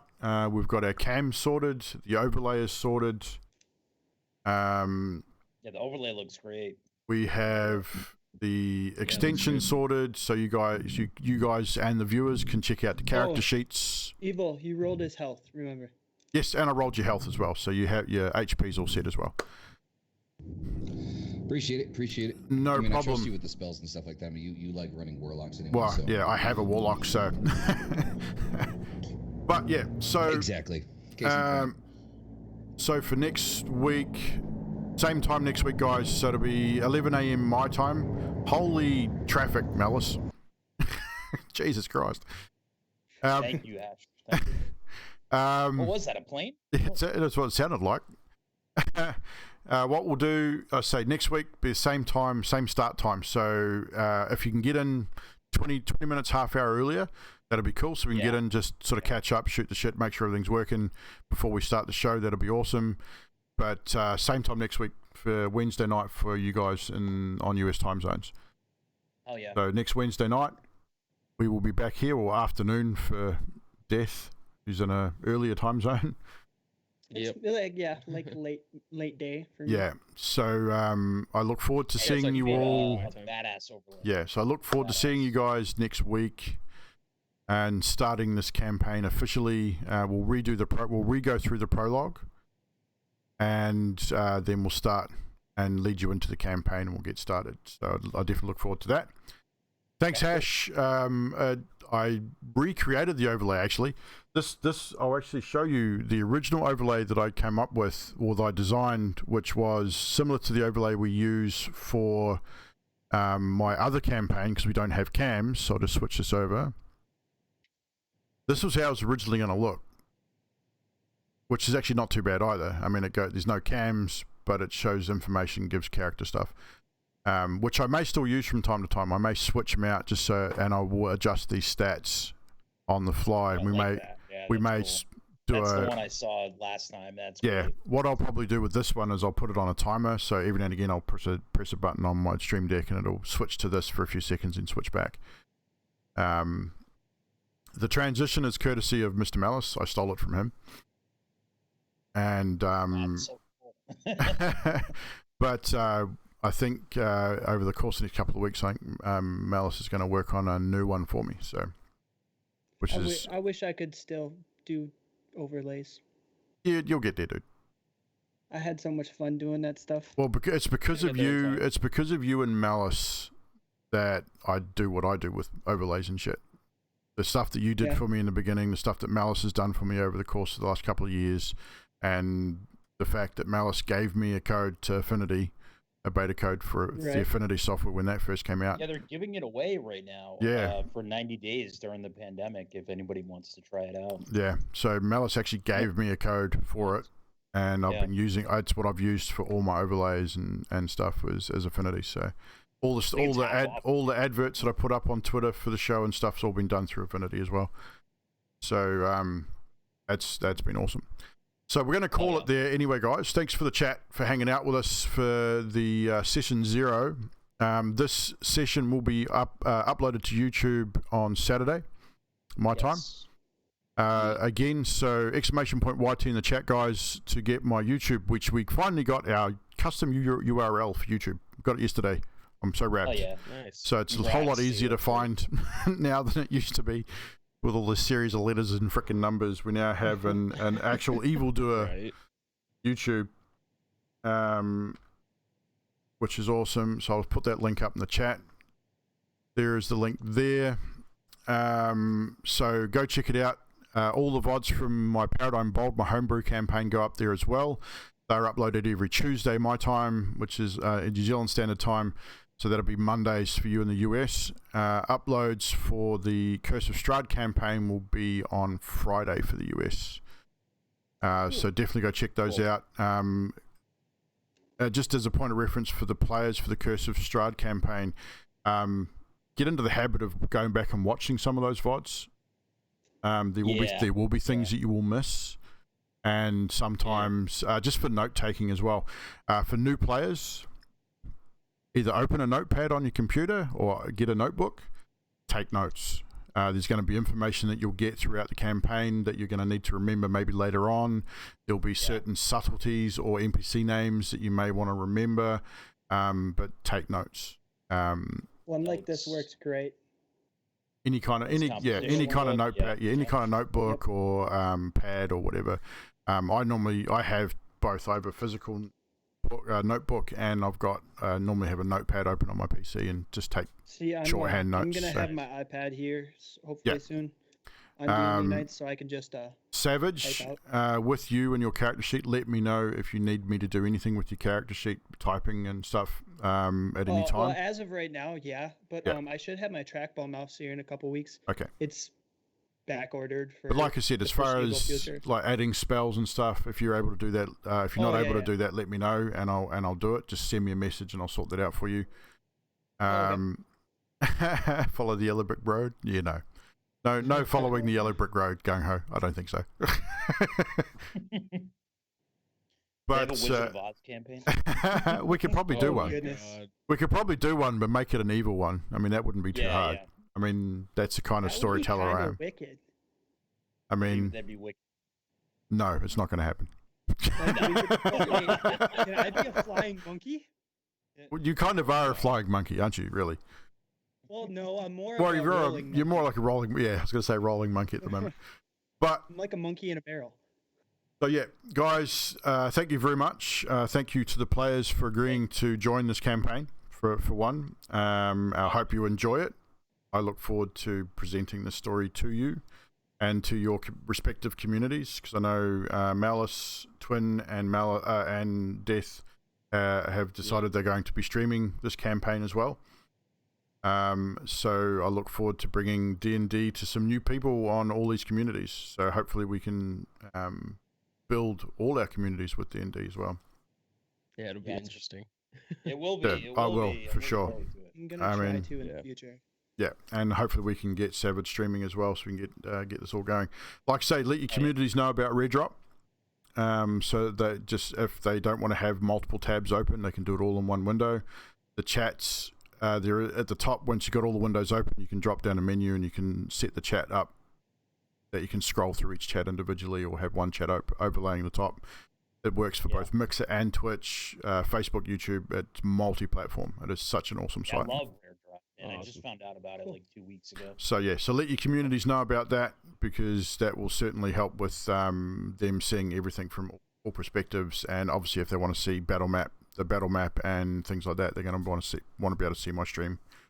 The other thing, just to give you a quick look at the area you'll be questing in. If you look at the stream, that is the map of Barovia. That is where you're going to end up. Where you're going to start. You're going to start at the bottom right of that map. Where you're going to enter is over right Gate? On the red trail? On the red road on the immediate right. That is pretty much where you're going to be entering this map. That map is going to be, you will find that map when you enter that realm. So I will post that map in the Skype as well, or in the and in the Discord, just in case you want to download it. Cool. You're essentially going to find that map when you wake up. Okay. So everyone will have a copy of that map. So I'm going to post it in the Discord and in the Skype so that you can all download it. So you can have a bigger reference of it. But that map you will have right from the start. But we will be popping that up from time to time on the stream, just again for reference for viewers as well. Yeah. Like I say, the battle map, when it comes to battles, we will be using miniatures and live battle cam. There will be a little bit of a delay, so that will it just means when I'm moving miniatures and stuff on it, it may take a little bit for you guys to see what's happening, but it works reasonably well. And each battle that takes place, there will be. I'm going to try and make sure there's a reference map that I can post in the Skype for you guys. Plus, you'll have the live battle map as well. So the reference map will just show the layout of the area that the battle's taking place. Like it might be a room in a house, or it might be a section of forest. It'll literally be a digital version of that map, and then that'll correlate with the battle cam. Sweet. Hell yeah. Cool. Man's prepared, yo. Give me trees to climb. I've been working hard on this over the last couple of weeks, so we've got it all under control. That's cool. Super appreciated too. So that's awesome. Thank you very much for your time this evening. We will see you in a week back here for some actual D&D. The start of Curse of Strahd. Yes, Strahd. Yeah, Strahd von Zarovich. Yeah, great things. My name is Strahd von Starovich. So yes. Creepy. It's set in the land of Barovia, so there will be lots of Slavic and German style accents going on. I generally can't distinguish between them both, so it'll be a mix. So it's going to be interesting. Don't be afraid. Honestly, guys, don't be afraid to put on a voice if you want to voice your character. As funny as it may seem, or as funny as it may sound, who gives a shit? It's what it's all about. I mean, I'm going to be trying all sorts of different voices. Some of them will work, some of them won't. It's going to be funny as hell, but that's part of the game. We want to try and keep the game kind of serious, but at the same time, we want to keep it light and jovial as well, and kind of comical in a lot of respects. There's going to be serious moments. Obviously, there might be serious moments in roleplay, but we're going to have those comical moments too. So, but it's all about having some fun. Especially when you're a short, tiny little bird. Yep. Yes, the bird boy. Yes. Yes. I excrete soaps. All right, guys, that is it. We're going to end it there. Thank you very much. We will see you in a week's time for Curse of Strahd campaign. Chat, I will see you on Sunday for Paradigm World. For Homebrew campaign. Streams and campaigns. Yeah, no worries. Gaming streams don't really happen too much at the moment. I'm not really focusing on that. There's no set schedule for gaming streams. They'll happen when they happen. Just keep an eye on Discord and Twitter. But Sunday, D&D, 7:30 New Zealand Standard Time. Really early for you in the US. So if you can't make it, you can't make it. But for those in New Zealand, Australia, 7:30 p.m. New Zealand Standard Time. I think we're up to episode 36. Our characters are at level 9 and have just completed a combat and are deciding what to do next. So definitely come and join us. And with that, we will say goodbye. Bye. Goodbye.